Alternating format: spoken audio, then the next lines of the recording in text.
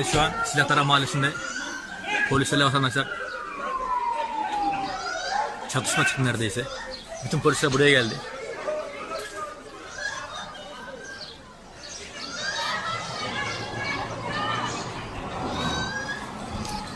Evet, bir ekip daha geldi. Çok küçük bir olay aslında, çok fazla büyüdü şu anda yani. Çok yazık şu an, bayram günü hiç olması gereken şeyler oluyor.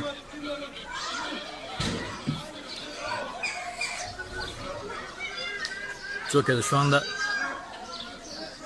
gariban bir aile aslında bunlar ama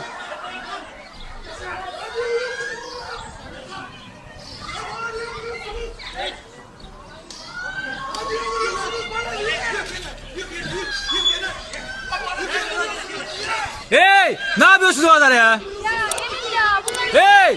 Çekme!